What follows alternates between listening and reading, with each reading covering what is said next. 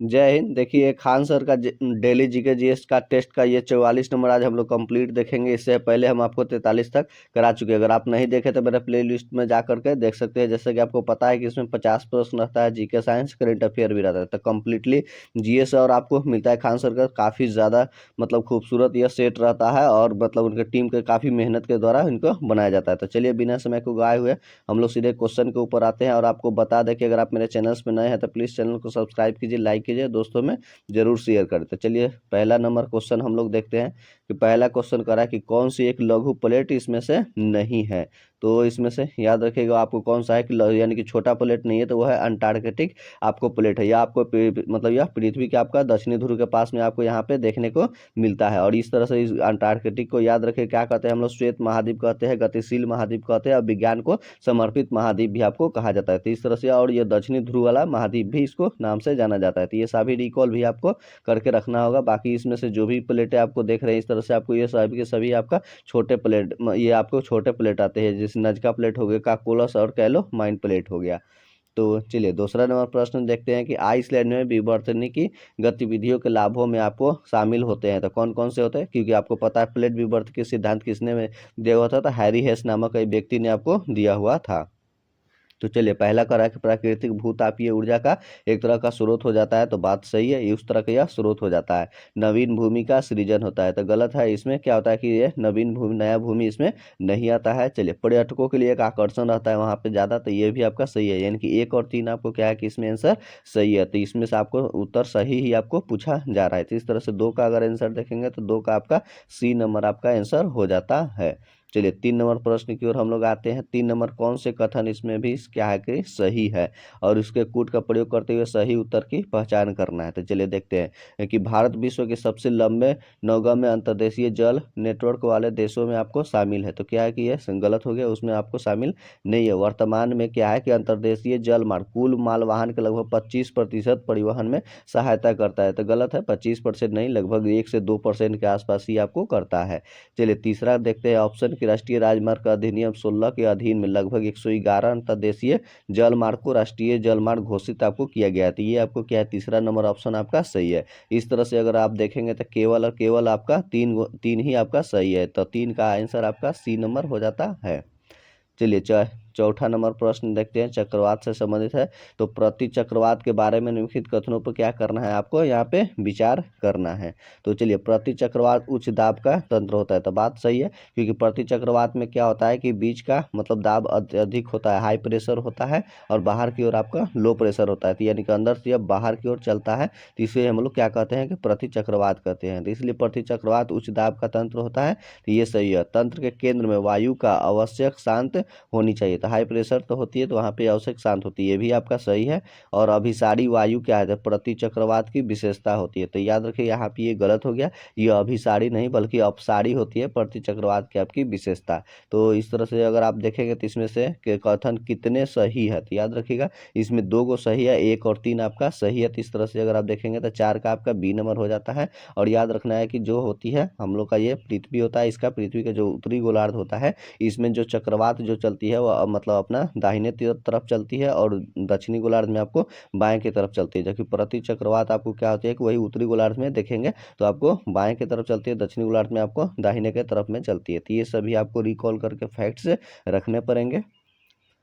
चलिए अगला प्रश्न की ओर हम लोग आते हैं। हम लोग का अगला प्रश्न कह रहा है कि निम्नलिखित में से कौन सा कथन इसमें से सही है। तो सही की यहाँ पे पहचान करना है। तो चलिए भूपर्पट्टी की प्रकृति भंगुर होती है, तो बात सही है। उसका भूपर्पट्टी यानी क्रस्ट का आपका सही मतलब यह सही होती है। और यह सियाल से मिलकर बना हुआ रहता है, यानी कि SiAl यानी कि सिलिकॉन और एल्यूमिनियम से मिलकर बना होता है। महासागरीय पटल की जो मध्य स्थूलता 15 किलोमीटर होती है, तो गलत है ये वाला, क्योंकि 15 किलोमीटर नहीं लगभग 5 किलोमीटर के आसपास आपको यह देखने को मिलेगा। अब तो इस तरह से अगर देखेंगे तो आपका केवल और केवल आपका 1 ही आपका सही है। तो 5 का ए नंबर आपका आंसर हो जाता है। चलिए 6 नंबर प्रश्न की ओर पर हम लोग यहाँ पे विचार करेंगे। निम्नलिखित कथनों पर विचार यहाँ पे करना है और कथन का मतलब सही की पहचान करना है। तो महाराष्ट्र राज्य में राष्ट्रीय राजमार्ग को अधिकतम हिस्सा है, जो कि ये तो क्या है, बात सही है। महाराष्ट्र में राष्ट्रीय राजमार्गों का अधिकतम हिस्सा होने का कारण एक भूभाग की प्रकृति है और आर्थिक विकास का भी स्तर है, वहाँ पे देखने को मिलता है। इस तरह से देखेंगे तो आपका सेकंड भी ऑप्शन आपका सही है। इस तरह से अगर इसका ए और 1 और 2 दोनों सही है, 6 का आपका सी नंबर आपका आंसर हो जाता है। चलिए 7 नंबर प्रश्न देखते हैं। यहाँ पे भी कथन आपको पहचान करना है कि कितने सही है। तो शरावती नदी पर जोग जलप्रपात आपका निर्माण करती है, तो बात सही है। भारत का सबसे ऊंचा जलप्रपात जोगिया गरसप्पा जलप्रपात है, जो कि शरावती नदी पे है।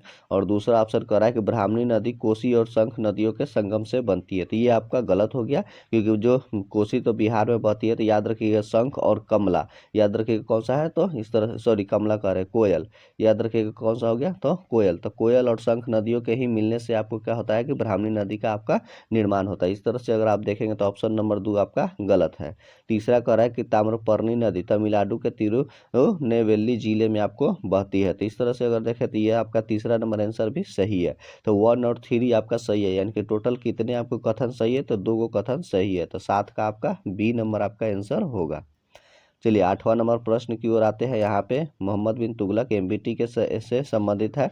तो मोहम्मद बिन तुगलक ने प्रतीक मुद्रा योजना को असफल सिद्ध हुआ था, तो इसके बाद में सही है। इसके सांकेतिक मुद्रा वगैरह क्या हुआ था कि असफल हो गया था, तो ये कथन हो गया। अब कारण में देखते हैं, मोहम्मद बिन तुगलक का मुद्रा जो निर्गमन पर उचित नियंत्रण नहीं था, तो ये भी आपका सही है, क्योंकि उस पर कंट्रोल वगैरह नहीं था, इसीलिए बहुत ज़्यादा मार्केट में क्या हो गया था कि अन्य लोग भी उसको टकसाल छाप करके उसे अधिक मात्रा में हो गया था, जिसके कारण मार्केट में क्या तरलता बढ़ गया था। तो ये देख लीजिए, तो इस तरह से अगर देखेंगे तो कारण भी आपका सही है। तो आपका 8 का ए नंबर आंसर हो जाता है, क्योंकि ए और आर दोनों सही है और आर इसकी सही व्याख्या मतलब एक ही करता है।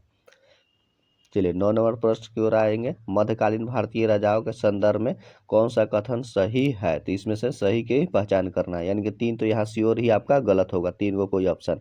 तो अलाउद्दीन खिलजी ने पहले एक अलग विभाग आरिज विभाग की स्थापना किया हुआ था, तो गलत बात है ये, क्योंकि यह बलबन ने किया हुआ था, उसका नाम था दीवाने अर्ज। तो याद रखिएगा दीवाने अर्ज जो था वह क्या था, सैन्य विभाग था, सैनिक विभाग था, तो यह आपका गलत हो गया। बलबन ने अपनी सेना को घोड़े दागने की मतलब वो पद्धति शुरू किया हुआ था, तो ये भी आपका गलत ही है, क्योंकि क्या है कि बलबन ने नहीं किया था घोड़े दागने के, बल्कि अलाउद्दीन खिलजी नामक व्यक्ति ने किया था घोड़े के दागने के लिए सैनिकों का हुलिया लिखने और उसके नगद वेतन देने से संबंधित। चलिए तीसरा, मोहम्मद बिन तुगलक के बाद दिल्ली की गद्दी पर उसके चाचा बैठे थे, तो गलत है, उसका बेटा जो था फिरोज शाह तुगलक वो गद्दी पे आपको बैठा हुआ था। तो इस तरह से अगर आप देखेंगे तो ऊपर से ये तीनों का तीनों ऑप्शन आपका गलत है। फिरोज शाह तुगलक ने गुलामों के लिए एक अलग विभाग की स्थापना किया हुआ था, तो बात सही है, फिरोज शाह तुगलक एक अलग किया हुआ था और उसको दीवाने बंदगान कहा जाता था। इस तरह से दीवाने बंदगान जो थी एक तरह से क्या था, दास विभाग था। दीवाने खैरात वगैरह भी इसने किया हुआ था। सल्तनत काल का अकबर फिरोज शाह तुगलक को ही आपको कहा जाता है। तो इस तरह से आपका 9 नंबर कंप्लीट हुआ। 10वां नंबर यहाँ पे कूट का 1 और 2 से क्या करना है कि मिलान करना है। तो चलिए इसका मिलान करते हैं। महाजनपद है और उसकी राजधानियाँ हुआ करती थी, जो कि 16 जहाँ महाजनपद था। तो चलिए मत्स्य की राजधानी कौन सा था, विराटनगर था, ये आपको राजस्थान वाला क्षेत्र में पड़ता है, तो 1 का 3 हो गया। कुरु की राजधानी आपको कहाँ पे था, तो इंद्रप्रस्थ था, तो यानी कि बी का आपको 4 से संबंधित हो गया। और सूर के सेन की राजधानी आपको कहाँ पे था, तो मथुरा था। इस तरह से अगर 3 का 1 हो गया। और अस्मक की राजधानी पोटली था, जो कि एक दक्षिण भारत का था एकमात्र आपका महाजनपद। तो इस तरह से अगर आप मिलान में देखेंगे तो ए का 3 और बी का 4, तो ए का 3 बी का 4, सी नंबर आपका हो जाता है। तो 10 का आपको सी है। और ये महाजनपदों का अंकद निकाय और भगवती सूत्र, यह दोनों किताबों में आपको देखने को मिलता है 16 महाजनपदों की जानकारी। चलिए 11 नंबर प्रश्न आते हैं। सविनय अवज्ञा आंदोलन पता है आपको 1930 में शुरू हुआ था, कथनों पर सही विचार करना है। तो चलिए देखते हैं कि महात्मा गांधी को नमक कानून तोड़ने के विरोध में सजा नहीं दी गई थी, तो गलत बात है, उनको सजा दी गई थी। जैसे उन्होंने 6 अप्रैल को उन्होंने अपना समाप्त किया हुआ था, तो दांडी शुरू किया, असहयोग आंदोलन सविनय अवज्ञा आंदोलन शुरू किए थे, तो उन्हीं में उनको जेल के मतलब ही जाना पड़ा था। चलिए मदन मोहन मालवीय और देवदास गांधी और एम के मुंशी को नमक कानून तोड़ने की सजा दी गई थी, तो बात सही है, इसमें दी गई थी। इस तरह से अगर आपको देखेंगे तो केवल दो ही आपका सही है, तो ये हो गया। इसके अलावा अन्य देख लीजिए सविनय अवज्ञा आंदोलन, क्योंकि ये क्या था, नमक कानून तोड़ने से संबंधित 1930 का समय था। तो ये 12 मार्च के दिन आपको याद रखेगा, वह साबरमती आश्रम से लोग निकलते हैं। और 6 अप्रैल के दिन आपको याद रखना होगा, दांडी जो कि है नौसारी जिला में पड़ता है गुजरात का, वहाँ इन्होंने लोग पहुंच गया था। 24 दिनों का टोटल यात्रा था आपका। और इसमें सविनय अवज्ञा आंदोलन 1930 को आपको शुरू होता है, फिर 31 में 5 मार्च 31 को समाप्त हो जाता है 1931 को। फिर उसके बाद दोबारा गांधी जी इसको 32 में शुरू करते हैं और 34 में पूरी रूप से सविनय अवज्ञा आंदोलन आपका समाप्त हो जाता है। तो ये फैक्ट्स भी आपके लिए काफ़ी ज़्यादा महत्वपूर्ण होगा, रिकॉल करके रखिएगा। चलिए 12 नंबर प्रश्न देखते हैं कि कौन सा कथन महात्मा गांधी के दांडी यात्रा के विषय में आपको गलत है। असत्य की पहचान करना है। यह पूर्णतः एक पैदल यात्रा थी, तो बात सही है, पैदल ही सभी लोगों ने गया हुआ था। साबरमती आश्रम से होकर यह मतलब समापन दांडी में हुआ था, तो बात सही है। साबरमती आश्रम से आपको 12 मार्च को चले थे लोग, 6 अप्रैल को दिन वहाँ पहुँच गए थे, तो ये आपका सही है। साबरमती आश्रम के समूची यात्रा 24 दिनों में पूरी हुई थी, तो ये भी सही है। और इसकी शुरुआत 15 मार्च 30 को हुई थी, तो गलत है, 15 मार्च को नहीं बल्कि याद रखिएगा कहिए तो आपको 12 मार्च के दिन आपका शुरू हुआ था। चलिए 13 नंबर प्रश्न की ओर आते हैं कि नमक सत्याग्रह के समय गांधी जी को गिरफ्तार हो जाने के बाद आंदोलन का नेता के रूप में किनको स्थान मिला हुआ था, तो वो हुआ था तो अब्बास तैयब जी को मतलब किया गया था। और कांग्रेस का सबसे युवा अध्यक्ष और सबसे अधिक समय तक रहने वाले अबुल कलाम आज़ाद ही है। और देश के मतलब एकीकरण यानी कि राज्यों को मिलाने में सरदार वल्लभ भाई पटेल का महत्वपूर्ण योगदान है। पूर्ण स्वराज्य जो 1929 में हुआ था लाहौर अधिवेशन में, तो वो पंडित जवाहरलाल नेहरू के समय में अध्यक्षता में आपको देखने को मिलता है। चलिए, और सरल लोलक की गतिज ऊर्जा आपको न्यूनतम होती है, तो याद रखिएगा वो महत्तम विस्थापन बिंदु पे आपको होता है। क्योंकि ये देख लीजिए, ये इस तरह से सरल लोलक का होता है, तो कि ये इस तरह से ये गोलक होता है, और ये आपको क्या होगा कि ये गोलक हो गया। और ये इस तरह से क्या करता है कि वह अपना दोलन करता है, तो इस तरह से अगर यह दोलन करता है तो यही उसका क्या कहा जाता है, उसका देख लीजिए यहाँ से यह अधिकतम यही ऊंचाई पर जाता है, तो यहाँ पे ऊंचाई पे पहुँचने के साथ में क्या होता है, गतिज ऊर्जा शून्य हो जाती है और स्थितिज ऊर्जा महत्तम होता है। जबकि गतिज ऊर्जा सबसे अधिकतम आपको यहाँ पे मध्य बिंदु पे आपको देखने को मिलता है, और स्थितिज ऊर्जा आपका यहाँ पे न्यूनतम रहता है। तो और ये निर्भर करता है आपको किस पर, लंबाई पर आपको निर्भर करता है, तो उसी से संबंधित है। तो ये आपको पूछा जा रहा था, गतिज ऊर्जा न्यूनतम होगी यानी कि शून्य होगा, तो महत्तम बिंदु के स्थान पे होता है। चलिए 16 लोलक को एक लिफ्ट के अंदर में समायोजित किया जाता है, तो आवर्तकाल अधिकतम होगा जब वह लिफ्ट, याद रखिएगा, नीचे की त्वरण के साथ में आपको गतिमान होता है, तब होता है। चलिए 16 नंबर प्रश्न की ओर आएंगे। 16 कहता है कि जब लाल नीले वर्णों को प्रकाश को एक साथ सफेद पर्दे पर गिराया जाता है, तो पर्दे पर कौन सा वर्ण यानी कि रंग आपको दिखाई देगा, तो याद रखिए वो कौन सा, तो मेजेंटा होता है। इसे अन्य भी रिकॉल कर लीजिए। अगर आप रिकॉल करना चाहते हैं, देखिए ये आर हो गया यानी कि लाल हो गया, और ये ग्रीन हो गया, और ये ब्लू यानी कि नीला हो गया। इस तरह से अगर देखेंगे लाल और हरा मिलने से आपको क्या होता है कि पीला का रंग का निर्माण होता है। उसी तरह से आपको ग्रीन यानी कि हरा और ब्लू यानी कि नीला मिलने से आपको सियान रंग का निर्माण होता है। और इसके अलावा लाल और ब्लू मिलने से आपको मेजेंटा बनता है। यही था हम लोग का, ये लाल और ये नीला मिलने से कौन सा रंग का निर्माण होता है, तो मेजेंटा का होता है। इसके अलावा और भी यहाँ पे देख लीजिए, इस तरह से डब्लू अगर कर देते हैं तो पीला, और इस तरह से देखेंगे तो पीला और नीला मिलने से भी आपको सफ़ेद बनता है, और ग्रीन और ये मेजेंटा भी मिलने से सफ़ेद बनता है, और लाल और से मतलब ये आपका और सियान मिलने से भी आपका व्हाइट का निर्माण होता है। तो इस तरह से अगर आप देख लेंगे पूरक और संपूरक वर्ण, या इस तरह से कोई भी आपको होगा रिकॉल यहाँ से आप कर सकते हैं। क्वेश्चंस काफ़ी ज़्यादा आपको फकरा जाएगा। तो चलिए अगला क्वेश्चन हम लोग का यहाँ से है। 17 नंबर प्रश्न हम लोग का कहता है कि एक संयुक्त सूक्ष्मदर्शी के अभिदृश्यक लेंस है, अभिदृश्यक लेंस नेत्रिका की आवर्धन क्षमता M1 और M2 है, तो सूक्ष्मदर्शी की आवर्धन क्षमता आपको क्या होगा, तो याद रखो वह M1 गुने M2 होगा। 18 नंबर प्रश्न करता है कि कौन सा एसिड सिरके में आपको पाया जाता है, तो सिरका में आपको याद रखिएगा एसिटिक एसिड पाया जाता है, और इसका फार्मूला एसिटिक एसिड का CH3COOH आपको ये होता है। और ये अचार वगैरह में इसका प्रयोग किया जाता है। और इसके अलावा देखिएगा दूध में तो लैक्टिक एसिड पाया जाता है, टमाटर में आपको ऑक्जेलिक अम्ल होता है, और नींबू वगैरह खट्टे फलों में साइट्रिक अम्ल आपको देखने को मिलता है। चलिए 19 नंबर प्रश्न देखते हैं कि अवश्रव्य तरंगे, जो कि तरंगधारे मतलब यह होती है यांत्रिक, यह तरंगे होती है जिनकी आवृत्ति कितनी होती है। तो अवश्रव्य की याद रखिएगा 20 हर्ट्ज से कम वाला तरंग को अवश्रव्य तरंग कहा जाता है, जबकि श्रव्य तरंगे 20 हर्ट्ज से लेकर 20,000 हर्ट्ज वाले तरंगों को अश्रव्य तरंग के कहते हैं, और 20,000 हर्ट्ज से अधिकतम वाला को पाराश्रव्य तरंग के रूप में हम लोग जानते हैं। बाकी तरंगधारे का ऐसा ही मात्रक का आपका एंगस्ट्रम होता है, और एंगस्ट्रम को A0 लिखा जाता है, और एक एक एंगस्ट्रम बराबर 10 मीटर के बराबर होता है। तो ये सब भी आपको रिकॉल करके रखना होगा। चलिए 20 नंबर प्रश्न देखते हैं कि हुक का नियम का प्रतिनिधित्व करता है। तो याद रखो वो प्रतिबल बटा विकृति आपको होता है। 21 नंबर प्रश्न है कि एल्युमिनियम की ऑक्साइड परत पर चढ़ाने की, एल्युमिनियम पर ऑक्साइड की, याद रखिएगा ऑक्साइड की परत चढ़ाने की प्रक्रिया को किस नाम से जाना जाता है। तो एनो, याद रखिएगा किसको, एनोडाइजिंग के नाम से जाना जाता है। जबकि वही याद रखिएगा लोहा के ऊपर अगर क्या आती है, जिंक की परत चढ़ाई जाती है तो उसको क्या कहा जाता है, गैल्वेनाइजेशन कहा जाता है, यानी कि असद लेपन के नाम से जाना जाता है। बाकी एल्युमिनियम के ऑक्साइड याद रखिएगा उभयधर्मी होते हैं। बाकी सभी धातुओं के ऑक्साइड क्या होते हैं कि आपको क्षारीय का निर्माण करता है, और अधातुओं के ऑक्साइड आपके अम्लीय निर्माण करता है। तो ये भी आपको रिकॉल करके रखना जरूरी होता है। एक खोखले गोले में छोटे से छिद्र से पानी भरकर बाद में उसे लंबे धागे द्वारा लटका करके दोलन कराया जाता है। तो जैसे तली के छिद्र धीरे धीरे पानी को, तो ये क्या होता है कि बाहर निकलता है, तो दोलन का समय क्या होता है। तो याद रखिएगा पहले आपको बढ़ता है, फिर उसके बाद में क्या होता है कि आपको घटता है। तो ये हो गया। चलिए 23 नंबर प्रश्न देखते हैं कि हाइड्रोजन बम बाहरी मॉडल के अनुसार, यहाँ पे याद रखिएगा टाइपिंग मिस्टेक है, हाइड्रोजन परमाणु के बाहरी मॉडल नहीं, बल्कि याद रखिएगा किनके, बोर मॉडल।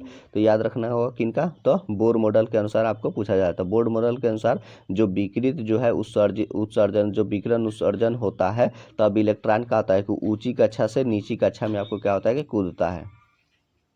तो अगला क्वेश्चन सूची 1 और सूची 2 से आपको क्या करना है, यहाँ पे मिलान करना है। तो देखिए ये अनुच्छेद आपका 352 हो गया, तो ये राष्ट्रीय आपातकाल है, तो ये तो आपका सही है। और 356 आपका राष्ट्रपति शासन, ये भी सही है। 360 आपका वित्तीय आपातकाल है, तो ये भी सही है। इस तरह से अगर आप देखेंगे तो इसका तीनों के तीनों मिलान चिन्ह सही है। तो इसका आपका कूट मिलान 1 में आपको क्या हो जाएगा, 24 का A नंबर आंसर हो जाएगा। बाकी आप जान लीजिए कि राष्ट्रीय आपातकाल 352 आपको ये जर्मनी से लिया गया है, जबकि वित्तीय आपातकाल जो 360 है आपको याद रखिएगा यह अमेरिका देश से लिया गया है। अब बात आते हैं कि संसद में इसको राष्ट्रीय आपातकाल के लिए याद रखिएगा 1 महीने के अंदर अनुमोदन चाहिए, जबकि राष्ट्रपति शासन के लिए 2 महीना का अनुमोदन चाहिए, और वित्तीय आपात के लिए अभी आपको 2 महीना का अनुमोदन ही चाहिए। इसके अलावा अगर आप देख लीजिए तो वित्तीय आपातकाल अब तक देश में एक बार भी नहीं लगा है, राष्ट्रपति शासन बहुत बार लगा है। और जबकि क्या होता है कि राष्ट्रीय आपातकाल अगर देखेंगे आपातकाल 3 बार अब तक ले लगा हुआ है। एक बार 1962 में भारत चाइना युद्ध के समय, 1971 में भी आपको भारत पाकिस्तान युद्ध के समय, और एक बार 1975 में आंतरिक अशांति के आधार पर इंदिरा गांधी के समय में 1975 में लगा हुआ था। तो इस तरह से 3 बार आपको राष्ट्रीय आपातकाल लगा है, जबकि राष्ट्रपति शासन किसी राज्य में अनेकों बार लगा,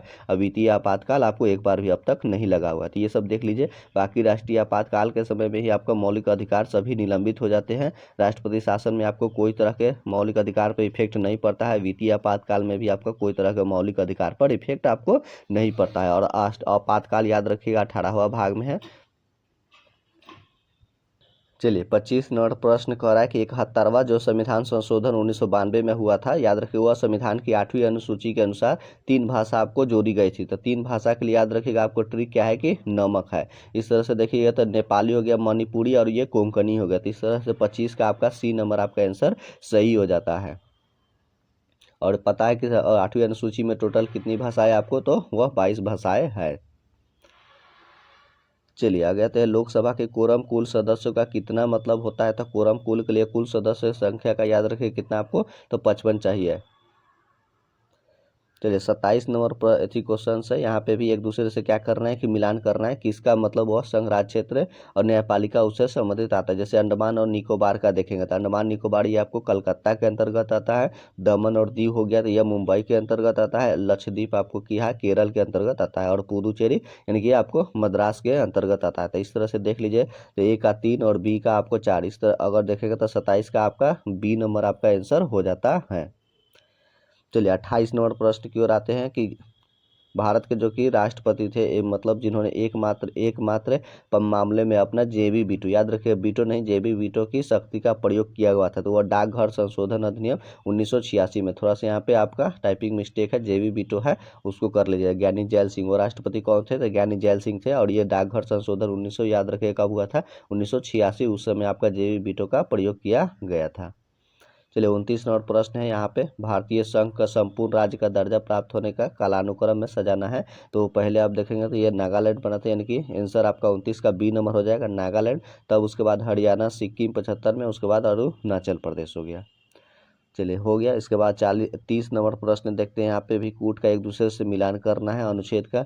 40 में तो ग्राम पंचायत है, ये भी सही है। 41 में काम का अधिकार, ये भी सही है। 44 में समान सिविल संहिता है, यानी कि ये भी सही है। और 48 में कृषि और पशुपालन का संगठन से है, तो ये भी आपका सही है। यानी कि इस तरह से अगर देखेंगे तो आपका 30 का ए नंबर आपका आंसर हो जाता है, सभी मिलान आपका सही है। चलिए 31 नंबर प्रश्न की ओर आते हैं कि व्यापार जो चक्र होता है किस चरण में अर्थव्यवस्था का गर्म होना देखा जा सकता है? तो चलिए मुद्रा जनित मंदी, तो हाँ ये सही है। लेकिन अगर बूम देखेंगे तो ये आपको गलत हो जाता है, वसूली ये भी गलत है। तो उपयुक्त में से कितने विकल्प आपका सही है? तो केवल आपका 1 आपको क्या है कि विकल्प ही आपका सही है। चलिए 32 नंबर प्रश्न की ओर हम लोग आते हैं। तो 32 नंबर प्रश्न कह रहा है कि निम्नलिखित कथनों पर यहाँ पे विचार करना है। और उसमें से चलिए तो आरबीआई मौद्रिक नीति रुख में हमें बताता है कि मौद्रिक नीति समिति मुद्रास्फीति को नियंत्रित करने या विकास को बढ़ावा देने की कोशिश कर रहा है कि नहीं है? तो ये बात तो सही है।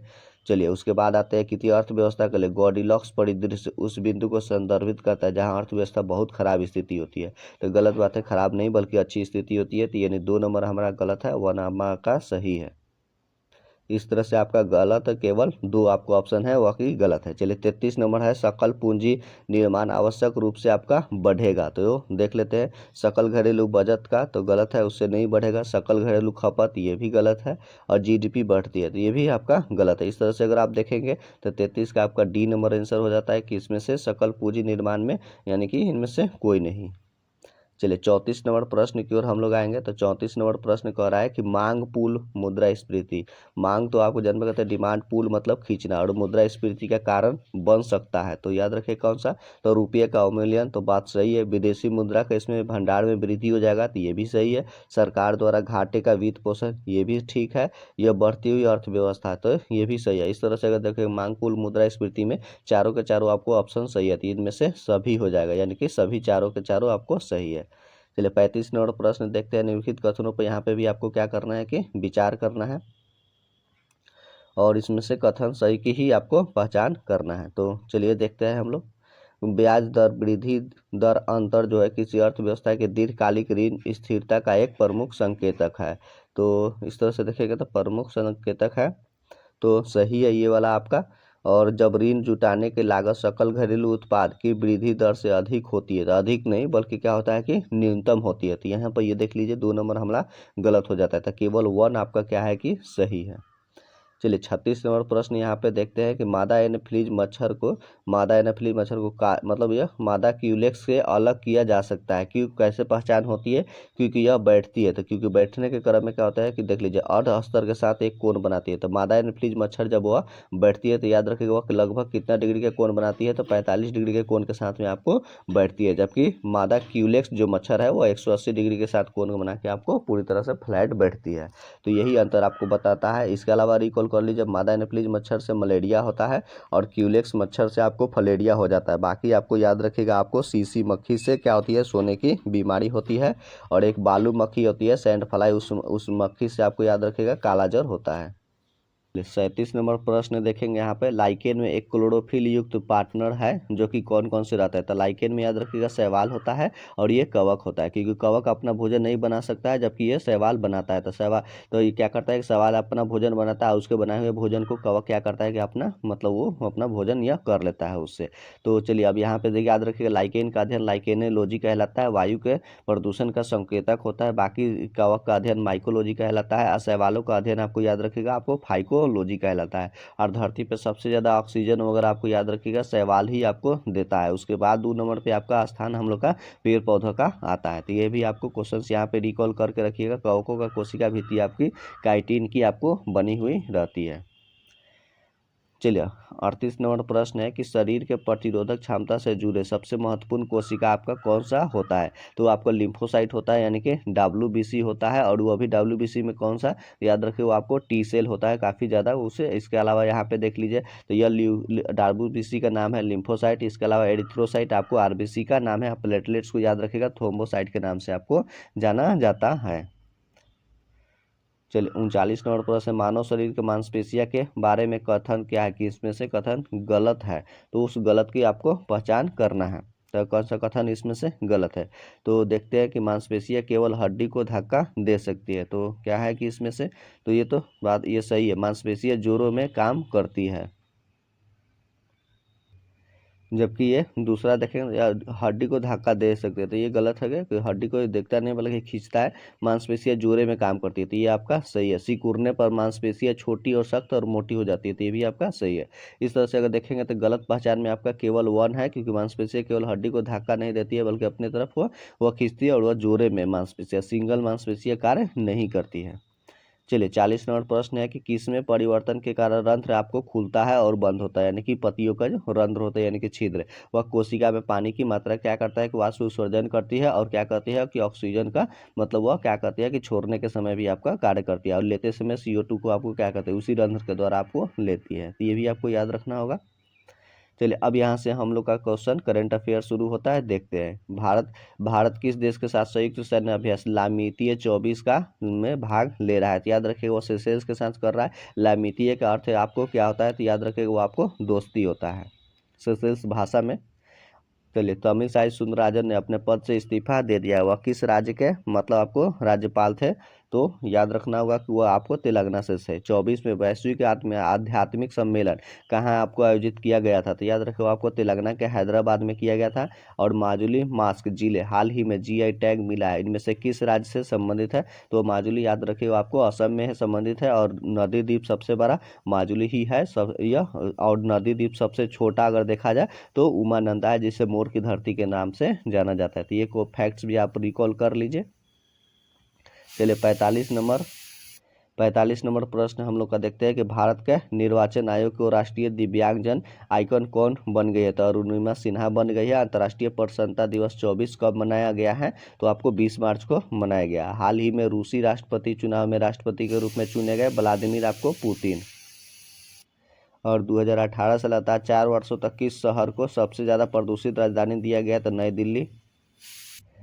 और 49 है कि दुनिया का सबसे प्रदूषित महानगरीय क्षेत्र बनकर उभरा है। तो आपको याद रखें हुआ बेगूसराय हुआ है। बरौनी तेल क्षेत्र के कारण सबसे ज़्यादा प्रदूषण यहाँ पे हुआ है। ऑल इंडिया रेडियो की नई महानिर्देशक कौन बनी है। तो याद रखें मौसमी चक्रवर्ती, और ये सूचना और प्रसारण मंत्रालय के अंतर्गत कार्य करता है। इस तरह से यह सेट हमारा कंप्लीट होता है।